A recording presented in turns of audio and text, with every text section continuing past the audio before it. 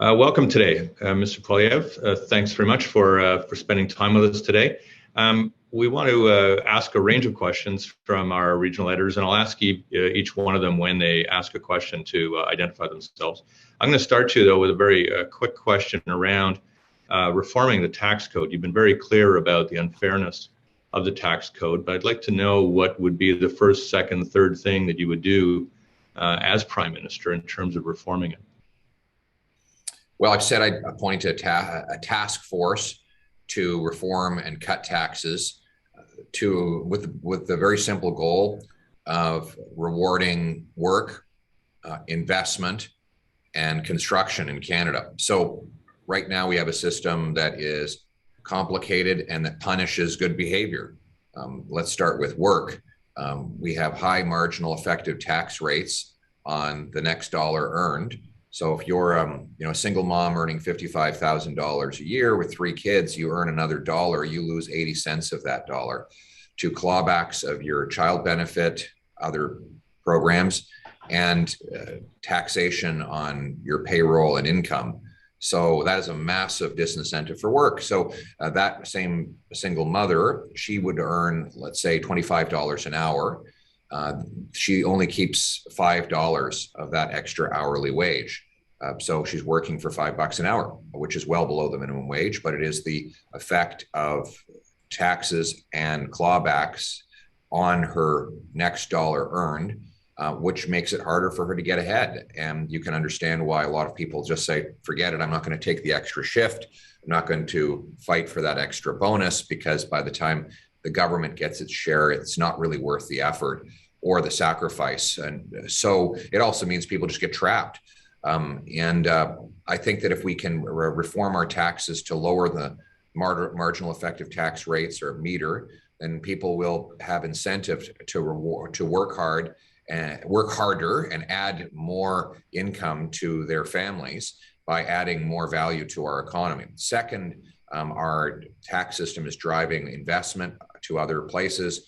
A former bank governor, David Dodge, calculated that Canadians invest $800 billion more abroad than the rest of the world invests in Canada. And that's simply because this is not an attractive place to get an after-tax risk-adjusted return on investment. So we need to reform our business taxes to incentivize reinvestment, building factories, buying machinery, patenting new technology. The average American worker gets about $6,000 or $7,000 more investment from his or her employee in capital than do Canadian workers. So you can imagine why American workers and other foreign workers are able to gain more wage earning. They have more tools. Their businesses are investing more in machines and technology than ours are. I think part of that is because our system, our tax system punishes investment, and therefore we get less of it. So basically, I want to simplify it to reward work and investment, generate bigger, more powerful inflation-proof paychecks, and make our economy more self-reliant. So by making it attractive to produce things here rather than just bringing them from abroad. Okay, great. We have a lot of questions for you this morning. So Eve Edmonds is next.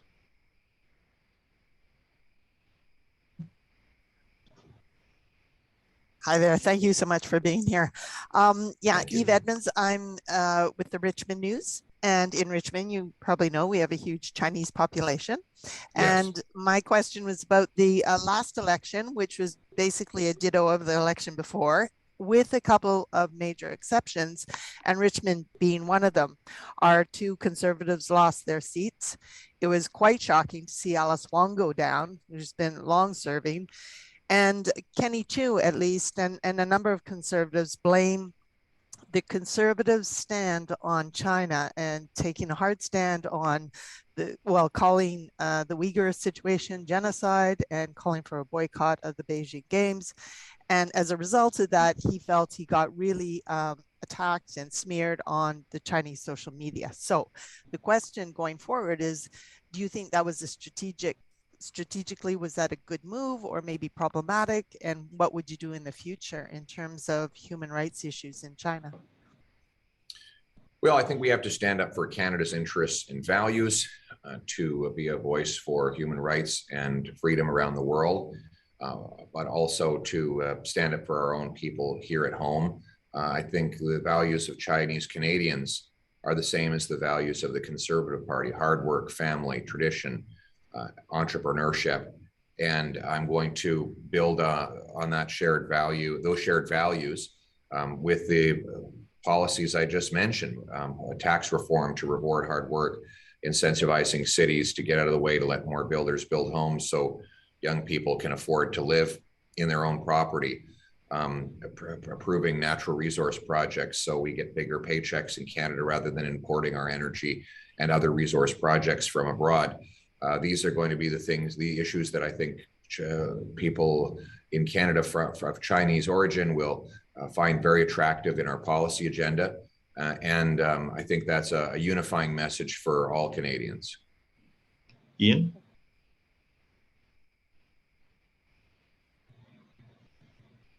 Thanks, Kirk. Good morning, Pierre. Thank you for joining us. My name is Ian Jakes. I'm the editor with the Delta Optimist newspaper. Out here in Delta, we currently have two proposals, one by the Port of Vancouver for Roberts Bank T2, and then a competing project from Global Container Terminals. Both are under review and both are under a lot of public scrutiny in our community. Just wondering if you've got some comments or thoughts on either of the proposals. Do you agree with either of the proposals? Disagree with either of the proposals? What's your stance on both of these projects out here in Delta? Well, I might have to study the specifics of each proposal before taking a position on either. That said, we do need to speed up the expansion of the Port of Vancouver, make it more efficient, faster, so that we can so the goods and services can move quickly in and out of Canada. As you know, this is a province this is a Pacific province. This is the province that is the gateway to Asia for Canada, and we need the logistics and shipping business for supply paychecks right across British Columbia and provide Canada with a gateway to the world. So I think our ports have been jammed for too long, and that is due largely to federal incompetence and bureaucratic gatekeeping. And we need to speed up shipping commerce so that we can get our products in and out and supply our people with affordable goods and more powerful paychecks. Let's go up north now to Matt. Thank you, Kirk, and good morning, Mr. Poilievre. Matt Preprost here. I'm the editor of the Alaska Highway News in Fort St. John, home of the Site C Dam under construction and the source of LNG going to the west coast in Kitimat. I wanted to come back to something you'd said earlier here in this interview about economic self-reliance, and particularly as it relates to far-flung regions like Fort St. John, which are very far away from the halls of power in Victoria and Ottawa. In my time here, there's a sense of frustration among local politicians that they don't really get to control the destiny of this region compared to superior levels of government. And I'm curious to know your thoughts about what opportunities there might be to decentralize, so to speak, provincial and federal jurisdiction and return more autonomy to economic regions throughout Canada, so we can have a little bit more control of region-specific economies instead of the provincial and federal governments. What do you mean by decentralization? What are you proposing or suggesting would be decentralized? Well, perhaps, I mean, obviously, the statutory decision-making powers aren't rest with the provincial and federal governments. I think for a lot of project proposals, if decisions were made at local levels, we'd see different decisions being made, certainly up here, but in other economic regions. So I don't have any specific examples off the top of my head, but do get your thoughts. Well, I can just speak autonomy. Yeah, I think there has been too much centralization. Justin Trudeau has imposed his top-down Ottawa knows best approach on numerous projects. I think, for example, of his veto of numerous natural resource projects, his standing in the way of LNG development. There's of the 15 proposed LNG projects that were under consideration when he took office, 0 have been completed. Only 1 is under construction. That, of course, is LNG Canada in Kitimat, but it is not even complete yet. He interfered with the Trans Mountain Pipeline, and now that project is still not built and it's still over budget. He is standing in the way of similar projects in Eastern Canada, and that just means that we export less of our clean, green, low emission natural gas exports, and that favor more coal-fired electricity in Asia. So I think we need to get the federal government out of the way when there are projects that have the support of First Nations, that will protect the environment. The government of Canada should get out of the way and let them happen. We've become the country that can't get anything done. So we have to stop stopping and start starting. And that's what I propose we do. And I will get rid of Bill C-69 and replace it with a law that consults First Nations, protects our environment, but actually gets things done. Let's go next to Tyler Orton. All right. Thank you so much for your time. This is Tyler Orton from Business in Vancouver newspaper here in West Coast, where housing affordability is always on the minds of folks. You obviously visited, you saw in that video you posted what a home is going for in Vancouver. We've had a menagerie of different policies and nothing is working here. What will you do to address housing affordability, and what makes you confident that it will be effective based on everything that we've seen come before? Well, the problem is that we've been printing money and instead of building houses. The federal government flooded the economy with easy cash over the last 2 years that boosted demand, and the local governments have blocked supply with government gatekeeping. The cost of government restrictions is $650,000 for every Vancouver home. That's the cost of permits, of consultants, zoning delays, lawyers, and countless development charges and taxes. $650,000 for 1 unit of housing just to pay for paperwork. That has to end.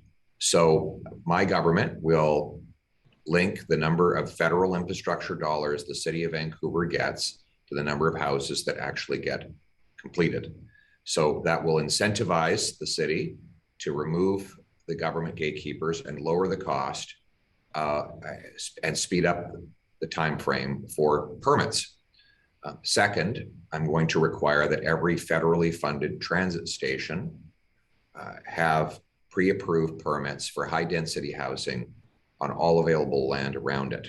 So if you want a federal funds for a transit network with stations in it, then the city is going to have to show that every available parcel of land near those stations is pre-approved for high density housing. Finally, I'm going to sell off 15% of the 37,000 federal buildings that are largely underutilized because of telework and because they were badly managed before the pandemic, and sell them off and to convert them into housing so that they can become shelter and lodging for our young people. And we can use the proceeds of the sale to reduce our deficit. So finally, we need to expedite immigration for construction workers and lower taxes for young people so they have a bigger monthly paycheck that they can use for their mortgage payments. Let's go to to Mark Nielsen in Prince George. Hi there, and thank you. Mark Nielsen, Prince George citizen, Prince George. Just your thoughts on getting LNG from Northwest British Columbia out to markets in Europe. And it does seem that Quebec is a bit of a kind of the hurdle that we have to clear.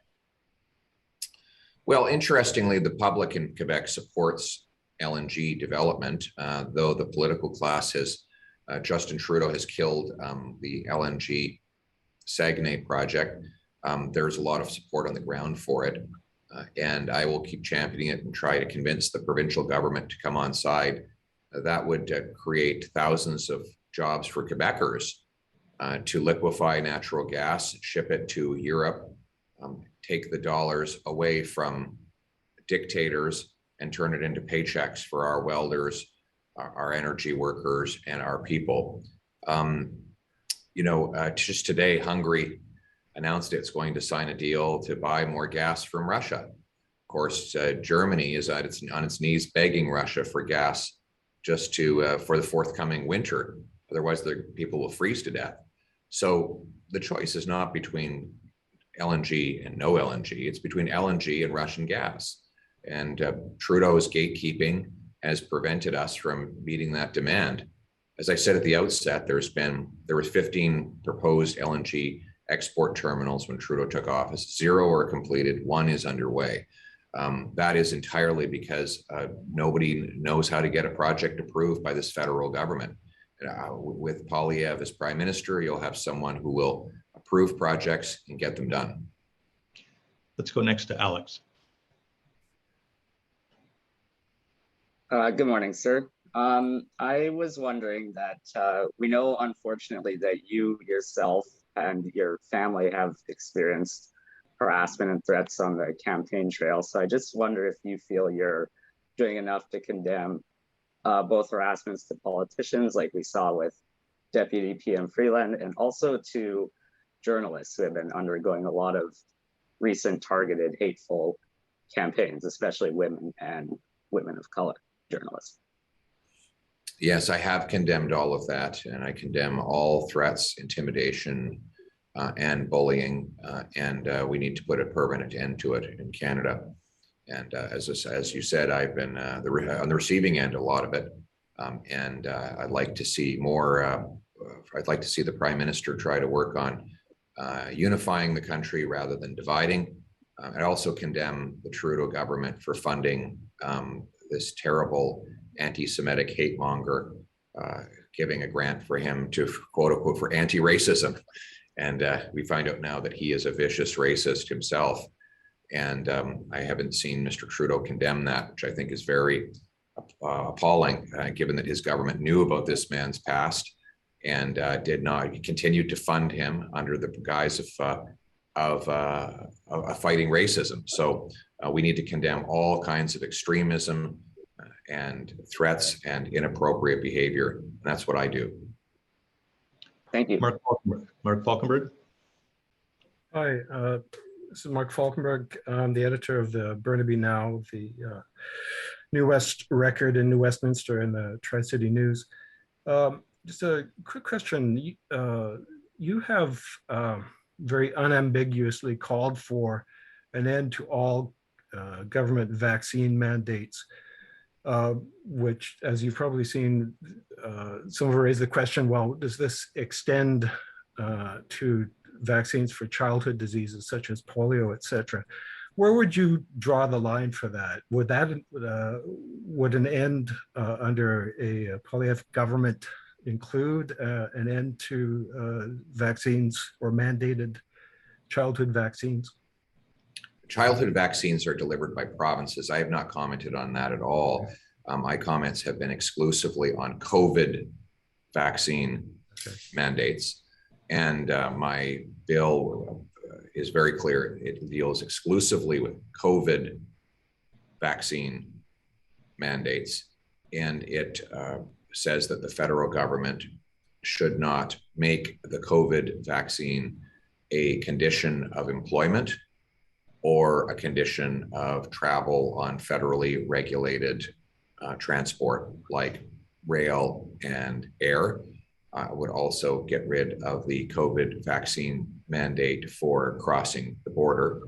And that is, I think, supported by science. It makes sense. It allows people to make their own decisions about the COVID vaccine, which I think is a fair and reasonable approach in a free country. I think our question list is done. Do any other editors have a question? I have one more. Oh, yeah, Braden. Sorry. Go ahead, Braden Dupuis. Thanks, Kirk, and thank you for being here, Mr. Poilievre. It is Braden Dupuis, editor of Peak News Magazine in Whistler, where we have a perennial labor shortage at all times, but now we're seeing this Canada-wide. Lots of businesses can't find enough workers to staff their businesses and make the money that's just being left on the table. What is your policy position on labor? How are we going to find workers and immigration targets? Are you happy with what the Liberal government has set? Would you raise those, lower them, or how do you address our labor shortage? Sure, thank you. So I'll address immigration first. I think we need to speed up economic immigration, and we need to make it possible for employers who can't find Canadian workers to more quickly sponsor skilled immigrants who can fill the void. I believe that an employer-driven approach will ensure that the real demands on the ground drive the decisions rather than the theories of bureaucracy in Ottawa. So, if a construction company is short 5 workers and they've advertised the jobs, can't get them filled, then they should be able to quickly sponsor new immigrants to come first as temporary foreign workers, but then those workers should graduate quickly into permanent residency and eventual citizenship. And the government of Canada should make that as quickly as possible.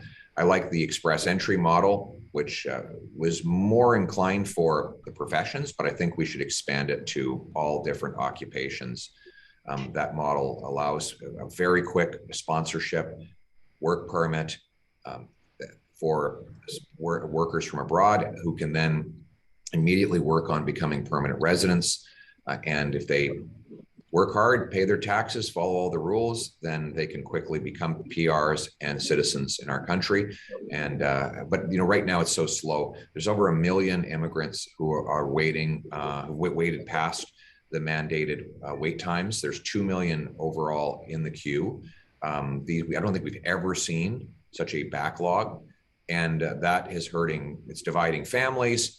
And it's depriving our businesses of a workforce that can supply us with the output we need as an economy. So I will speed that up and get it done. Canada needs immigrants.